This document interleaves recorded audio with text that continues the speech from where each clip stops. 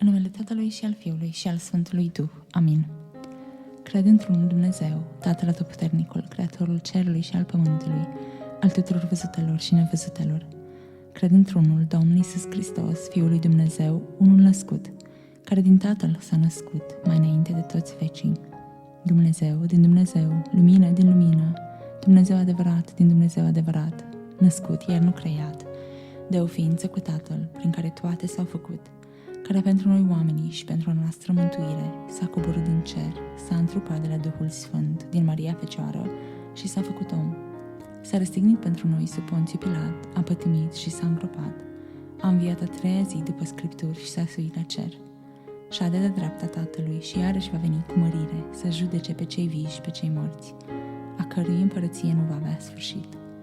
Cred în Duhul Sfânt, Domnul și de viață dătătorul, care de la Tatăl și de la Fiul procede, care împreună cu Tatăl și cu Fiul este adorat și preamărit și a grăit prin proroci. Cred într-una sfântă, catolică și apostolică biserică. Mărturisesc un botez spre iertarea păcatelor, aștept învierea morților și viața veacului ce va veni.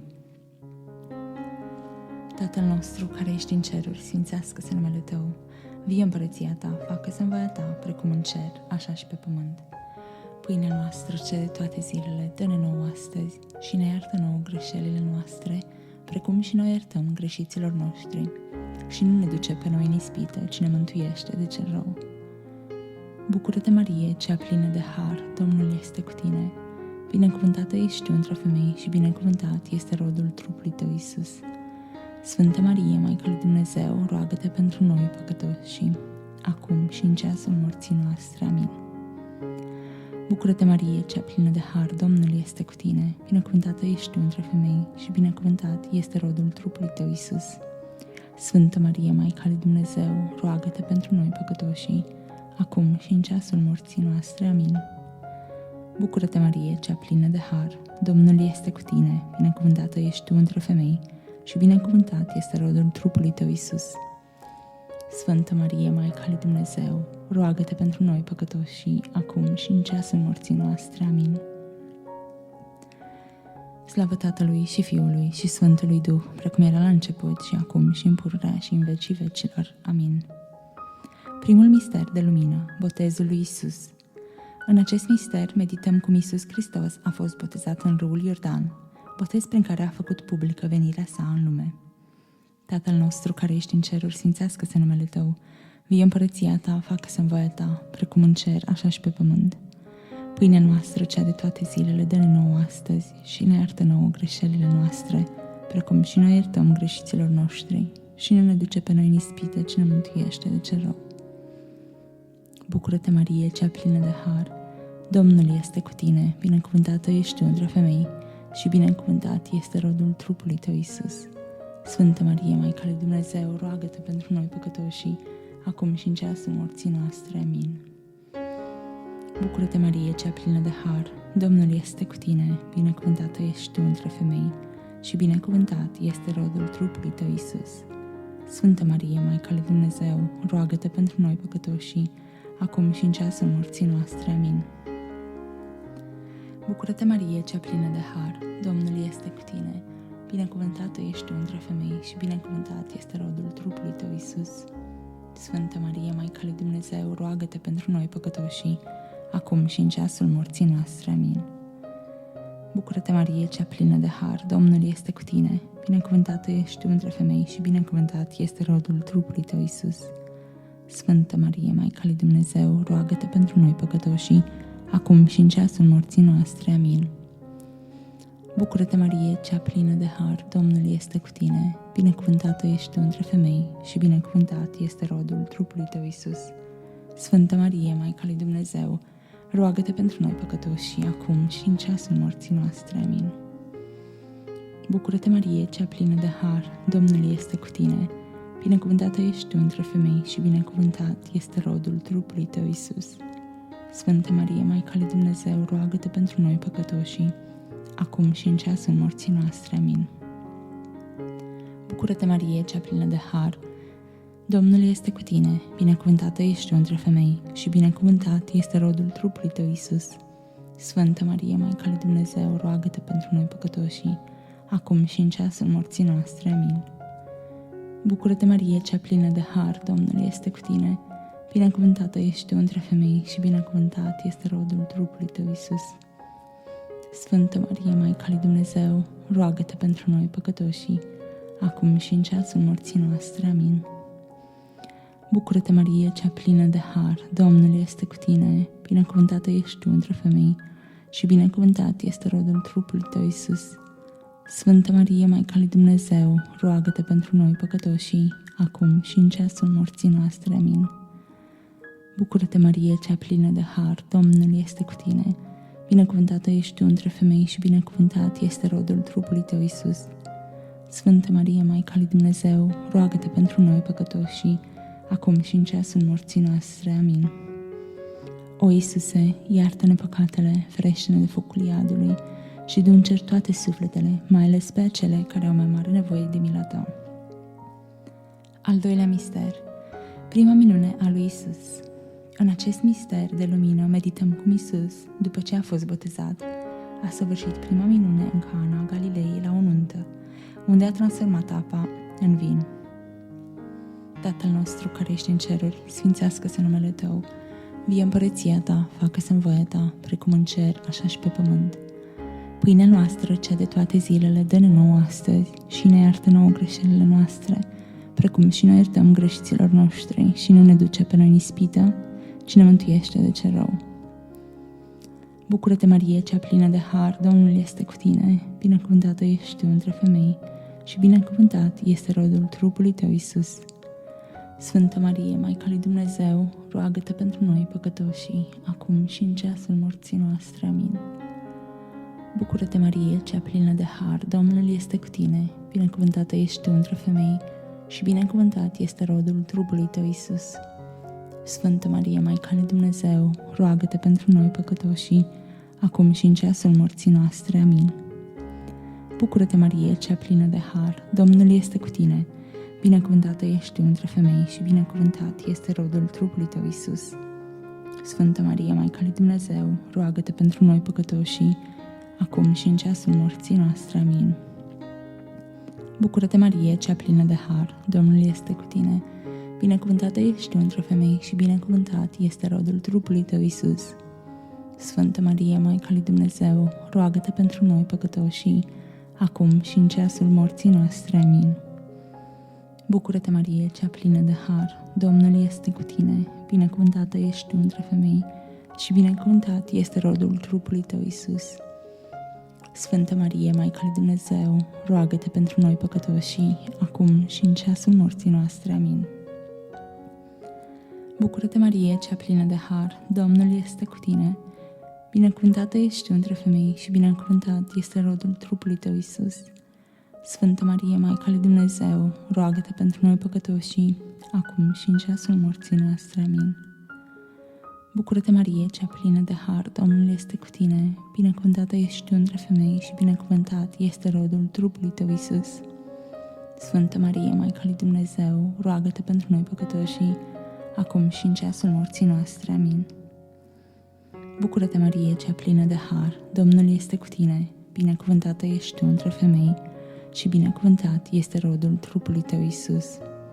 Sfântă Marie, Maica lui Dumnezeu, roagă-te pentru noi păcătoșii, acum și în ceasul morții noastre. Amin. Bucură-te, Marie, cea plină de har, Domnul este cu tine, binecuvântată ești tu între femei și binecuvântat este rodul trupului tău, Iisus. Sfântă Marie, Maica lui Dumnezeu, roagă-te pentru noi păcătoșii, acum și în ceasul morții noastre. Amin. Bucură-te, Marie, cea plină de har, Domnul este cu tine, binecuvântată ești tu între femei și binecuvântat este rodul trupului tău, Iisus. Sfântă Marie, Maica lui Dumnezeu, roagă-te pentru noi păcătoșii, acum și în ceasul morții noastre. Amin. Slavă Tatălui și Fiului și Sfântului Duh, precum era la început, și acum și în pururea și în vecii vecilor. Amin. O Iisuse, iartă-ne păcatele, ferește-ne de focul iadului și du în cer toate sufletele, mai ales pe acele care au mai mare nevoie de mila ta. În al treilea mister de lumină, medităm la vestirea împărăției lui Dumnezeu și invitația la convertire. Tatăl nostru, care ești în ceruri, sfințească-se numele Tău, vie împărăția Ta, facă-se în voia Ta, precum în cer, așa și pe pământ. Pâinea noastră, cea de toate zilele, dă-ne nouă astăzi și ne iartă nouă greșelile noastre, precum și noi iertăm greșiților noștri. Și nu ne duce pe noi în ispite, ci ne mântuiește de cel rău. Bucură-te, Marie, cea plină de har, Domnul este cu tine. Binecuvântată ești între femei și binecuvântat este rodul trupului Tău, Iisus. Sfântă Marie, Maica lui Dumnezeu, roagă-te pentru noi păcătoșii, acum și în ceasul morții noastre. Amin. Bucură-te, Marie, cea plină de har, Domnul este cu tine. Binecuvântată ești între femei și binecuvântat este rodul trupului Tău, Iisus. Sfântă Marie, Maica lui Dumnezeu, roagă-te pentru noi păcătoșii, acum și în ceasul morții noastre. Amin. Bucură-te, Marie, cea plină de har, Domnul este cu tine, binecuvântată ești între femei și binecuvântat este rodul trupului Tău, Iisus. Sfântă Marie, Maica lui Dumnezeu, roagă-te pentru noi păcătoșii, acum și în ceasul morții noastre. Amin. Bucură-te, Marie, cea plină de har, Domnul este cu tine, binecuvântată ești între femei și binecuvântat este rodul trupului Tău, Iisus. Sfântă Marie, Maica lui Dumnezeu, roagă-te pentru noi păcătoșii, acum și în ceasul morții noastre. Amin. Bucură-te, Marie, cea plină de har, Domnul este cu tine, binecuvântată ești între femei și binecuvântat este rodul trupului Tău, Iisus. Sfântă Marie, Maica lui Dumnezeu, roagă-te pentru noi păcătoșii, acum și în ceasul morții noastre. Amin. Bucură-te, Marie, cea plină de har, Domnul este cu tine, binecuvântată ești între femei și binecuvântat este rodul trupului Tău, Iisus. Sfântă Marie, Maica lui Dumnezeu, roagă-te pentru noi păcătoșii, acum și în ceasul morții noastre. Amin. Bucură-te, Marie, cea plină de har, Domnul este cu tine, binecuvântată ești între femei și binecuvântat este rodul trupului Tău, Iisus. Sfântă Marie, Maica lui Dumnezeu, roagă-te pentru noi păcătoșii, acum și în ceasul morții noastre. Amin. Bucură-te, Marie, cea plină de har, Domnul este cu tine, binecuvântată ești între femei și binecuvântat este rodul trupului Tău, Iisus. Sfântă Marie, Maica lui Dumnezeu, roagă-te pentru noi păcătoșii, acum și în ceasul morții noastre. Amin. Bucură-te, Marie, cea plină de har, Domnul este cu tine, binecuvântată ești între femei și binecuvântat este rodul trupului Tău, Iisus. Sfântă Marie, Maica lui Dumnezeu, roagă-te pentru noi păcătoșii, acum și în ceasul morții noastre. Amin. Bucură-te, Marie, cea plină de har, Domnul este cu tine, binecuvântată ești între femei și binecuvântat este rodul trupului Tău, Iisus. Sfântă Marie, Maica lui Dumnezeu, roagă-te pentru noi păcătoșii, acum și în ceasul morții noastre. Amin. Slavă Tatălui și Fiului și Sfântului Duh, precum era la început și acum și în pururea și în vecii vecilor. Amin. O Iisuse, iartă-ne păcatele, ferește-ne de focul iadului și du în cer toate sufletele, mai ales pe acele care au mai mare nevoie de mila Ta. În al patrulea mister de lumină, medităm cum Iisus, după ce a luat cu sine 3 dintre apostoli, s-a schimbat la față pe muntele Tabor. Tatăl nostru care ești în ceruri, sfințească-se numele Tău, vie împărăția Ta, facă-se în voia Ta, precum în cer, așa și pe pământ. Pâinea noastră, cea de toate zilele, dă-ne nouă astăzi și ne iartă nouă greșelile noastre, precum și noi iertăm greșiților noștri, și nu ne duce pe noi în ispită, ci ne mântuiește de cel rău. Bucură-te, Marie, cea plină de har, Domnul este cu tine, binecuvântată ești tu între femei și binecuvântat este rodul trupului Tău, Iisus. Sfântă Marie, Maica lui Dumnezeu, roagă-te pentru noi păcătoșii, acum și în ceasul morții noastre. Amin. Bucură-te, Marie, cea plină de har, Domnul este cu tine, binecuvântată ești între femei și binecuvântat este rodul trupului Tău, Iisus. Sfântă Marie, Maica lui Dumnezeu, roagă-te pentru noi păcătoșii, acum și în ceasul morții noastre. Amin. Bucură-te, Marie, cea plină de har, Domnul este cu tine, binecuvântată ești tu între femei și binecuvântat este rodul trupului Tău, Iisus. Sfântă Marie, Maica lui Dumnezeu, roagă-te pentru noi păcătoșii, acum și în ceasul morții noastre. Amin. Bucură-te, Marie, cea plină de har, Domnul este cu tine, binecuvântată ești tu între femei și binecuvântat este rodul trupului Tău, Iisus. Sfântă Marie, Maica lui Dumnezeu, roagă-te pentru noi păcătoșii, acum și în ceasul morții noastre. Amin. Bucură-te, Marie, cea plină de har, Domnul este cu tine. Binecuvântată ești tu între femei și binecuvântat este rodul trupului tău, Iisus. Sfântă Marie, Maica lui Dumnezeu, roagă-te pentru noi păcătoșii, acum și în ceasul morții noastre. Amin. Bucură-te, Marie, cea plină de har, Domnul este cu tine, binecuvântată ești tu între femei și binecuvântat este rodul trupului tău, Iisus. Sfântă Marie, Maica lui Dumnezeu, roagă-te pentru noi păcătoșii, acum și în ceasul morții noastre. Amin. Bucură-te, Marie, cea plină de har, Domnul este cu tine, binecuvântată ești tu între femei și binecuvântat este rodul trupului tău, Iisus. Sfântă Marie, Maica lui Dumnezeu, roagă-te pentru noi păcătoșii, acum și în ceasul morții noastre. Amin. Bucură-te, Marie, cea plină de har, Domnul este cu tine, binecuvântată ești tu între femei și binecuvântat este rodul trupului tău, Iisus. Sfântă Marie, Maica lui Dumnezeu, roagă-te pentru noi păcătoșii, acum și în ceasul morții noastre. Amin. Bucură-te, Marie, cea plină de har, Domnul este cu tine, binecuvântată ești tu între femei și binecuvântat este rodul trupului tău, Iisus. Sfântă Marie, Maica lui Dumnezeu, roagă-te pentru noi păcătoșii, acum și în ceasul morții noastre. Amin. Slavă Tatălui și Fiului și Sfântului Duh, precum era la început și acum și în pururea și în vecii vecilor. Amin. O Iisuse, iartă-ne păcatele, ferește-ne de focul iadului și du în cer toate sufletele, mai ales pe cele care au mai mare nevoie de mila ta. În al 5-lea mister de lumină, medităm cum Iisus, la ultima cină, rânduiește Sfânta Împărtășanie pentru a rămâne mereu în mijlocul nostru.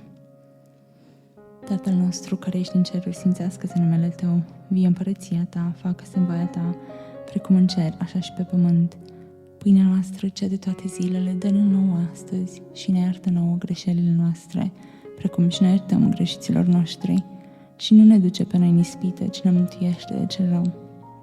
Bucură-te, Marie, cea plină de har, Domnul este cu tine. Binecuvântată ești tu între femei și binecuvântat este rodul trupului tău, Iisus. Sfântă Marie, Maica lui Dumnezeu, roagă-te pentru noi păcătoșii, acum și în ceasul morții noastre. Amin. Bucură-te, Marie, cea plină de har, Domnul este cu tine, binecuvântată ești tu între femei și binecuvântat este rodul trupului tău, Iisus. Sfântă Marie, Maica lui Dumnezeu, roagă-te pentru noi păcătoșii, acum și în ceasul morții noastre. Amin. Bucură-te, Marie, cea plină de har, Domnul este cu tine, binecuvântată ești tu între femei și binecuvântat este rodul trupului tău, Iisus. Sfântă Marie, Maica lui Dumnezeu, roagă-te pentru noi păcătoșii, acum și în ceasul morții noastre. Amin. Bucură-te, Marie, cea plină de har, Domnul este cu tine, binecuvântată ești tu între femei și binecuvântat este rodul trupului tău, Iisus. Sfântă Marie, Maica lui Dumnezeu, roagă-te pentru noi păcătoșii, acum și în ceasul morții noastre. Amin. Bucură-te, Marie, cea plină de har, Domnul este cu tine, binecuvântată ești tu între femei și binecuvântat este rodul trupului tău, Iisus. Sfântă Marie, Maica lui Dumnezeu, roagă-te pentru noi păcătoșii, acum și în ceasul morții noastre. Amin. Bucură-te, Marie, cea plină de har, Domnul este cu tine, binecuvântată ești tu între femei și binecuvântat este rodul trupului tău, Iisus. Sfântă Marie, Maica lui Dumnezeu, roagă-te pentru noi păcătoșii, acum și în ceasul morții noastre. Amin. Bucură-te, Marie, cea plină de har, Domnul este cu tine, binecuvântată ești tu între femei și binecuvântat este rodul trupului tău, Iisus. Sfântă Marie, Maica lui Dumnezeu, roagă-te pentru noi păcătoșii, acum și în ceasul morții noastre. Amin. Bucură-te, Marie, cea plină de har, Domnul este cu tine, binecuvântată ești tu între femei și binecuvântat este rodul trupului tău, Iisus. Sfântă Marie, Maica lui Dumnezeu, roagă-te pentru noi păcătoșii, acum și în ceasul morții noastre. Amin. Bucură-te, Marie, cea plină de har, Domnul este cu tine, binecuvântată ești tu între femei și binecuvântat este rodul trupului tău, Iisus. Sfântă Marie, Maica lui Dumnezeu, roagă-te pentru noi păcătoșii, acum și în ceasul morții noastre. Amin. Bucură-te, Marie, cea plină de har, Domnul este cu tine, Binecuvântată ești între femei și binecuvântat este rodul trupului tău, Iisus. Sfântă Marie, Maica lui Dumnezeu, roagă-te pentru noi păcătoșii, acum și în ceasul morții noastre. Amin. Slavă Tatălui și Fiului și Sfântului Duh, precum era la început și acum și în pururea și în vecii vecilor. Amin. O Iisuse, iartă-ne păcatele, ferește-ne de focul iadului și du în cer toate sufletele, mai ales pe acele care au mai mare nevoie de mila ta. Bucură-te, Regină, Maica milei, viața, mângâierea și nădejdea noastră, bucură-te! Către tine strigăm, surghiuniții fiii Evei. Către tine suspinăm, gemând și plângând în această vale de lacrimi. Așadar, mijlocitoarea noastră, întoarce spre noi ochii tăi cei milostivi și după surghiunul acesta arată-l nouă pe Iisus, binecuvântatul rod al trupului tău, o milostivă, o blândă, o dulce Fecioară Marie. Roagă-te pentru noi, Regina Preasfântului Rozariu, ca să ne facem vrednici de făgăduințele lui Hristos. Să ne rugăm. Dumnezeule, al cărui unul născut, prin viața, moartea și învierea sa, ne pregăti răsplata mântuirii veșnice, dă-ne, te rugăm, harul ca cinstind aceste mistere, prin Rozariul Preasfinte Fecioare Maria, să imităm ceea ce ele cuprind și să dobândim ceea ce ele făgăduiesc, prin același Hristos, Domnul nostru. Amin.